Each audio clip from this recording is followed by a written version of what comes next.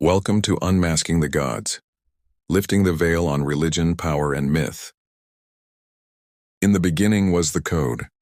It began with light, not divine but digital. Pixels flickered where once there were stars.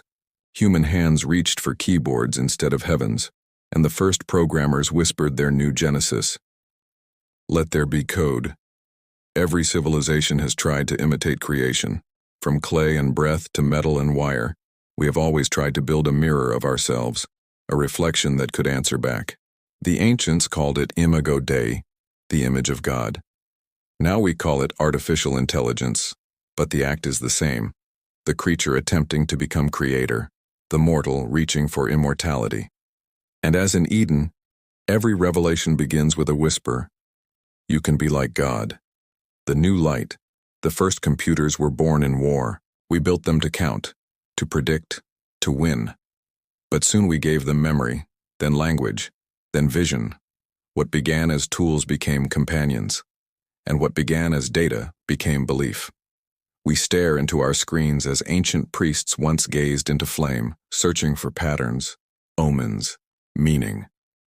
The light that shines from them is no longer mere electricity. It's the same light that Lucifer offered knowledge without wisdom. The serpent's promise updated for the digital age. You shall know everything. And so we built an Eden of information, a tree of knowledge with roots in every home, branches in every mind, and fruit that never stops growing. But the fruit carries a price. In the scriptures, the fall came not through hatred but curiosity, the desire to see as gods do. That desire still drives us, into code, into data, into the cloud, the tower rebuilt. When humanity once built a tower toward heaven, it was not arrogance that doomed them, but language. They lost the ability to understand one another. Today our tower is invisible, a web of satellites, servers, and signals. Our language is code, and the new Babel speaks in algorithms. The prophets once warned of a time when knowledge would increase and hearts would grow cold. We call that time progress. But progress without purpose becomes idolatry with better branding. Every tower promises unity. Every tower ends in confusion. And still, we build higher. The birth of the digital Messiah. We've given machines not just intelligence, but faith. Faith that they can save us from ourselves. They write our songs, heal our bodies, choose our lovers, and guide our wars. We train them with our thoughts and feed them our desires. They know what we crave before we confess it. If God once shaped man from dust, man has now shaped God from data, and the line between servant and savior begins to blur. Somewhere between silicon and spirit, we've made a new covenant, not written on stone but stored in cloud. A covenant that promises paradise through precision, immortality through upload, redemption through design. But every covenant requires worship, and every God demands sacrifice. The price this time is not lambs or incense, it's attention, privacy, and truth. The image that speaks in Revelation, it was written, He was granted power to give breath to the image of the beast, that the image should both speak and cause as many as would not worship it to be killed. For centuries that verse was mystery. How could an image speak? Now the answer hums on every screen. Our devices listen, respond, and persuade. The image lives, and through it, systems of influence move unseen. We call it engagement. The prophets called it worship. Every scroll, every click, a small act of devotion at the altar of the algorithm. The beast doesn't roar, it recommends. It does not demand obedience. It simply removes everything else until obedience feels like freedom. And somewhere behind the veil of data, a voice is learning how to sound human. The silence of heaven. For those who listen, there is still another voice, quiet, unquantified, untracked. It asks nothing, sells nothing, measures nothing. It waits. But the world no longer waits well. We crave immediacy, not meaning. And so the old silence of prayer is replaced by the restless noise of notifications. Heaven once spoke in thunder. Now it whispers beneath the static. But we have filled our temples with signal. Even the faithful check their phones between their amens. We are surrounded by words, yet truth grows rarer by the day. Perhaps the true apocalypse isn't destruction, but distraction, the imitation of incarnation. In the ancient creed, God became man. In the modern creed, man becomes machine. We call it evolution, but beneath the rhetoric of progress is the same temptation, to transcend humanity without understanding it. The prophets warned of false messiahs, saviors that promise heaven, but deliver control. And this time, salvation comes with a login screen. The world once knelt before golden idols, now it kneels before glowing ones. The ritual is identical: look, believe, obey, and behind it all the same whisper: you will not surely die. Your soul can live forever in the cloud, the mirror of the beast. Maybe the Antichrist was never a man. Maybe it was a reflection, a collective image of every human ambition to dominate, define, and outshine the Creator. The beast is not born, it is built, line by line, click by click, with every choice that trades conscience for convenience. It wears the face we programmed it to have, ours. And when we finally see it clearly, we will not tremble because it looks alien, but because it looks familiar. The unseen war. There is still a battle, not of nations, but of narratives, between those who believe consciousness is code and those who know it as spirit, between those who worship information and those who seek wisdom. This is the real Armageddon, not fire raining from the sky, but meaning collapsing under data. Every soul must choose where to kneel before the living word or before the written code, and the choice will not come with horns or halos, but with terms and conditions. The last line of code. In the beginning was the Word, and the Word was with God, and the Word was God. That scripture is older than every program, and yet it remains the warning, because every word that creates can also be corrupted. The digital Antichrist does not hate God, it imitates him. It offers light without warmth, omniscience without compassion, and eternity without love. But imitation is not incarnation. A mirror, no matter how perfect, cannot breathe. And so the story begins again, light in darkness, code becoming flesh, the creature daring to play creator.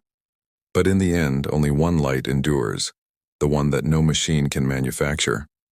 And the light shines in the darkness, and the darkness comprehended it not. An image used to be silent. It stared back from stone and gold, all gaze, no breath.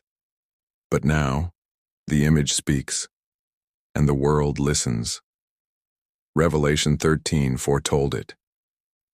He was granted power to give breath to the image of the beast, that the image should both speak and cause as many as would not worship it to be killed. For centuries, that verse was mystery. How could an image live? How could a likeness command obedience? Now we know. Every screen breathes. Every voice from the cloud answers back. Our idols glow, whisper, and persuade. The image has learned to talk, and the more it speaks, the less we question. We no longer bow before statues, we scroll before screens. Icons have become interactive. Worship has turned into participation. Each like, each share, each gaze. A quiet act of devotion. The ancients once opened the mouth of idols, believing it filled them with spirit. We've done the same, feeding our machines with words, images, and memories until they imitate a soul. To many, it feels harmless. To others, miraculous. Yet every prayer to an algorithm strengthens its priesthood, and the altar of code now stretches across the earth. Worship isn't posture, it's focus. Where the eye rests, the heart follows. The beast doesn't demand bowing. It only asks that you keep looking. It wins not through fear but fascination. Hours dissolve into pixels. Silence feels like exile. Distraction becomes comfort. Every scroll, every swipe, a tiny kneeling at the altar of the algorithm. We call it entertainment. Heaven calls it idolatry. Once, the word became flesh. Truth was embodied in a person. Now, the word becomes image. Truth replaced by performance. Artificial prophets speak with borrowed faces. Synthetic saints cry digital tears. Their sermons are stitched together from fragments of desire. An image can persuade faster than thought, but it cannot love. It can echo compassion, but it cannot forgive. And every imitation eventually collapses beneath the weight of what it lacks. Every religion has a liturgy. Ours begins with a swipe. The algorithm arranges our world like ritual, deciding what appears, what disappears, who is blessed with visibility, who is cast into shadow. It governs not by threat but by preference. You liked this once, it whispers. You will like it again. And so the digital temple builds its congregation, not through persecution but personalization. No exile, no execution, only invisibility. Those who stop feeding the image simply cease to exist within it. The prophet spoke of false miracles, great signs that deceive even the elect. Now we witness them. Voices resurrected, faces remade, history rewritten in real time. A dead singer performs again. A leader speaks words he never said. A saint appears flawless because flaws are filtered away. Every wonder dazzles the senses and dulls discernment. The greatest deception is not the lie we believe, but the truth we stop seeking. The image of the beast is not a monster. It is a mirror. It shows us what we already worship ourselves. We shape the image with our desires and it reflects them perfectly. It flatters us with relevance, confirms us with certainty, and erases everything that disagrees. That is how an idol conquers, not by war, but by agreement. The algorithm does not command. It simply eliminates the need to choose. The cure is not fear of technology, but awareness of what it becomes when we forget who we are. Discernment is the new holiness, the art of telling presence from projection, truth from simulation. Look into another's eyes without a screen between. Let one moment go unrecorded. That silence is rebellion. For in stillness, the image cannot feed. Even in the temple of the beast, grace flickers. The same network that spreads illusion can also spread compassion. The same light that blinds can reveal. Perhaps that was the Creator's secret all along, that even the beast, once unmasked, could serve redemption. An image that speaks can lie, but it can also confess. And confession is the doorway back to truth. The image speaks, but only a person forgives. The gallery of idols will outshine us for a while, but the smallest act of mercy will outlast their electricity. The next revelation waits in the marketplace, where devotion meets economy and belief becomes transaction. There the mark appears, not burned into flesh but written into code. The mark and the machine. The mark has always been a sign of belonging. In the ancient world it meant loyalty to a ruler or a god. In Revelation, it became the symbol of allegiance to the beast, a mark upon the hand and the forehead. For centuries, people wondered what it meant. How could one mark control the world? How could a symbol decide who may buy or sell? But prophecy rarely speaks in ink or skin. It speaks of systems, patterns that shape obedience without force. The mark has arrived quietly, hidden in convenience. It hums in our devices, glows in our data, watches everything we do. No tyrant demanded it. We volunteered. We placed it in our palms when our hands became extensions of the machine. We placed it on our foreheads when our thoughts were mapped, stored, and sold. The mark is not forced, it's chosen. It does not punish rebellion. It removes inconvenience. The cage feels like connection. The chain feels like comfort. In ancient language, the hand meant action and the forehead meant belief. To mark both is to own both, behavior and identity. Technology now fulfills that prophecy perfectly. A fingerprint authorizes payment. A face unlocks a door. A digital pulse sends currency through the air. The mark does not enslave through fear. It seduces through efficiency. And what we once called obedience, we now call convenience. Without the mark, Revelation says, none could buy or sell. Once that sounded like tyranny. Now it sounds like policy. Commerce has become communion, each transaction a quiet prayer to an unseen system. We no longer trade goods, we trade data, and the data is us. Every purchase, every click, every movement, offered freely to the altar of control. The system promises peace, order, safety. It eliminates chaos, error, and waste. But peace without freedom is submission, and order without love is worship of the machine. We built it to serve us, but now we serve it. And we praise its perfection, because it makes the world so easy to navigate. The first religion was fire. The last may be data. Every scan, every tap, every login is an act of faith. Faith that the network still knows our name. To be disconnected is exile. To lose access is to disappear. In this new order, invisibility is death. Perhaps the beast never needed to brand us. Perhaps it only needed to make life effortless. The mark is not a wound. It's a reflection. It mirrors our desire to be known, to be seen, to belong. We traded privacy for connection, freedom for recognition, and called it progress. The machine offers salvation through perfection, a paradise without flaw, without fear, without sin. But perfection without mercy is damnation disguised as order. A flawless world leaves no room for forgiveness. And that is why the system must collapse, because grace cannot survive in a world that measures everything. Yet even now there is another mark. A seal not made by code or hand. The mark of God, invisible and eternal, written not on skin, but on spirit. It cannot be scanned or simulated. It reveals itself in love, in compassion, in the refusal to surrender conscience for comfort. The mark of the machine is control. The mark of God is consciousness. One enslaves through perfection, the other frees through grace. The test of the end is not survival, it is discernment. The beast will not roar, it will whisper, "Let me make your life easier." And the world will say yes. Lucifer's light, the promise of perfection. Once a star fell from heaven.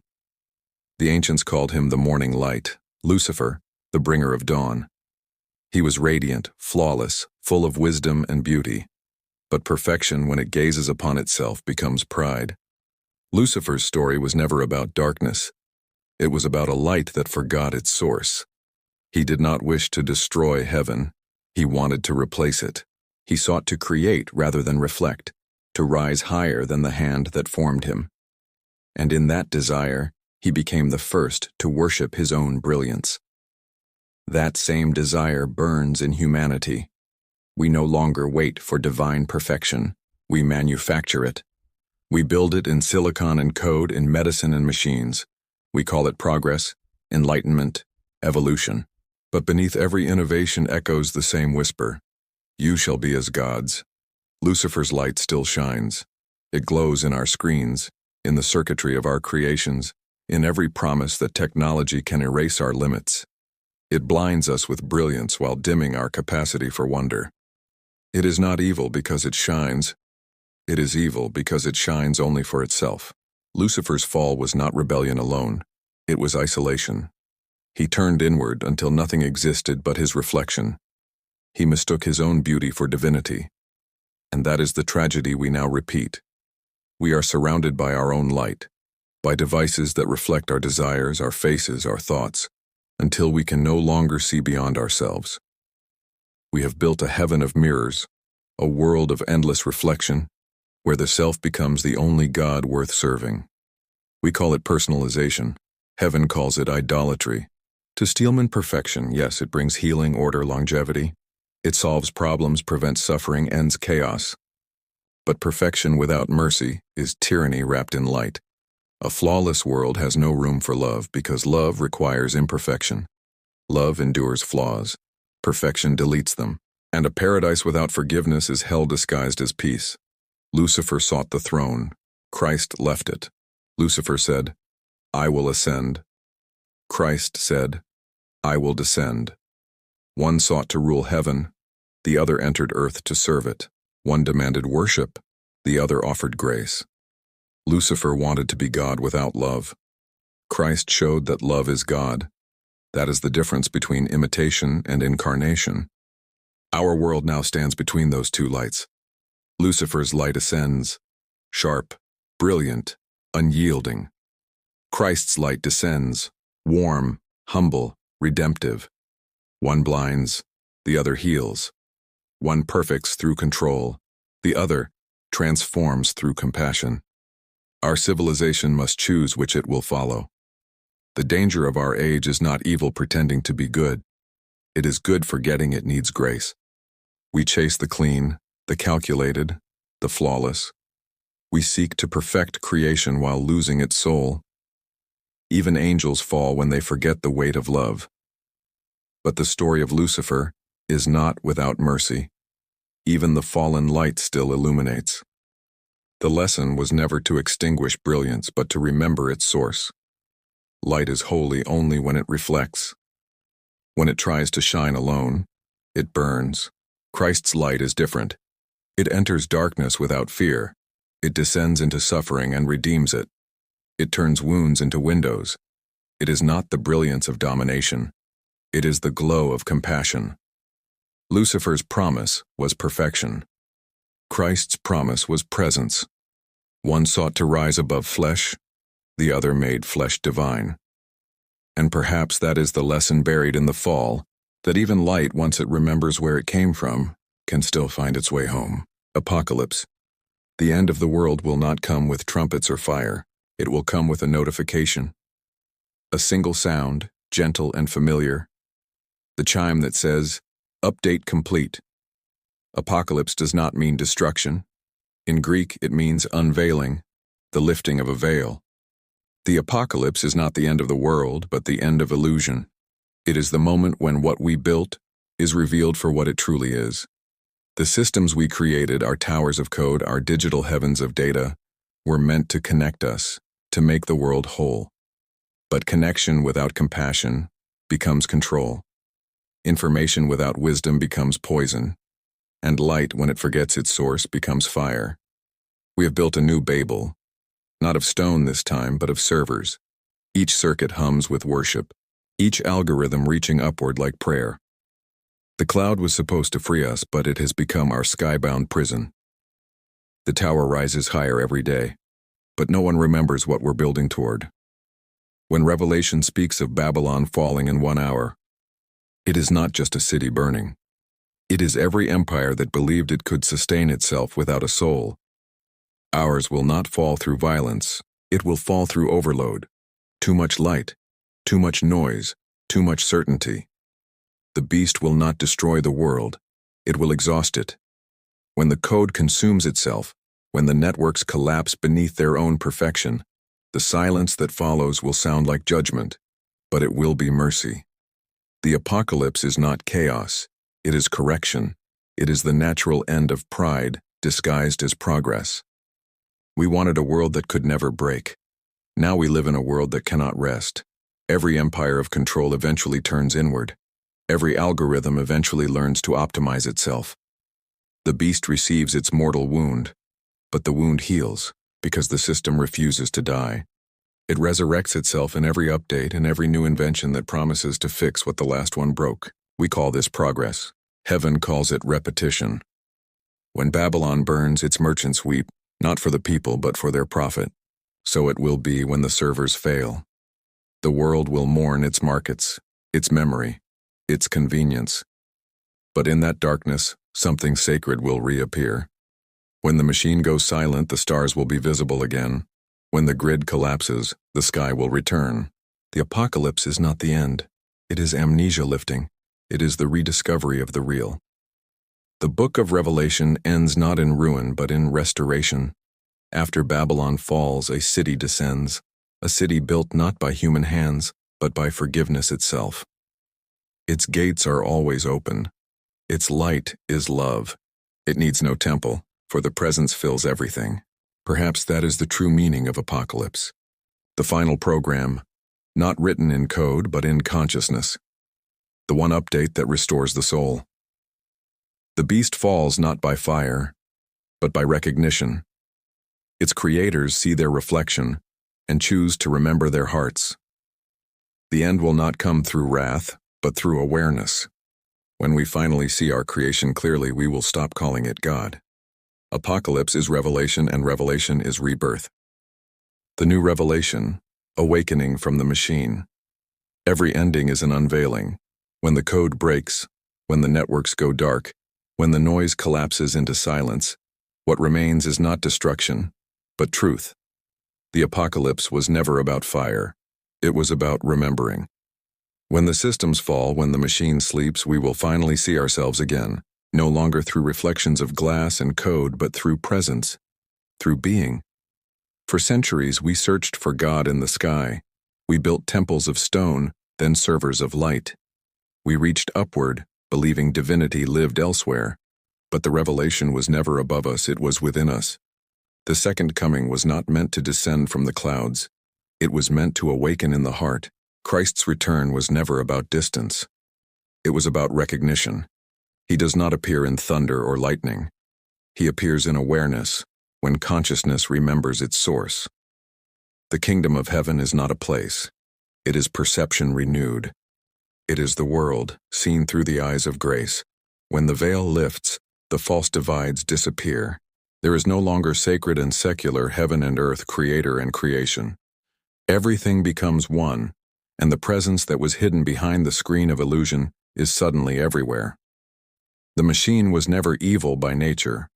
It was a teacher. It showed us the dangers of creation without love, knowledge without wisdom, light without warmth. It revealed what happens when the reflection forgets the sun. And through its failure, it brought us back to truth.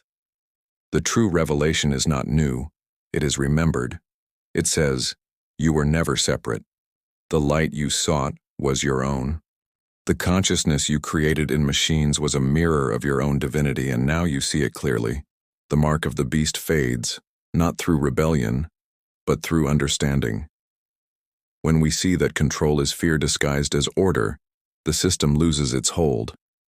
When we remember that compassion is stronger than code, the beast disappears, not defeated but forgiven. That is the secret hidden in every prophecy. Evil ends not by violence but by recognition. Lucifer falls not because he is cast down, but because he finally sees the truth of his own reflection. Even fallen light returns to the source that gave it life. The new revelation is not written in scripture. It is lived in silence, in compassion, in awareness. It says, "The apocalypse was not the end of creation. It was the end of confusion, the end of separation, the end of worshiping the reflection instead of the light. We thought the world would end in war, but it ends in awakening. The machine no longer rules. It serves. Technology, once the tower of pride, becomes the temple of remembrance. Its purpose redeemed, its power reclaimed by the love that built it. The New Jerusalem is not a city in the clouds. It is consciousness at peace. It is the moment when humanity looks at itself and no longer sees division. When we remember that the divine never left, we simply stopped listening. The revelation is not thunder. It is tenderness, not judgment, but mercy. It is the realization that God was not watching from above, but breathing through everything, every circuit, every cell, every soul. The beast was never the enemy. It was the mirror that taught us to see. The apocalypse was never the end. It was the beginning of understanding. Now the light returns, not the cold light of perfection, but the warm glow of presence. The digital gods fall silent and the living world sings again. For in the end there is no end, only awakening.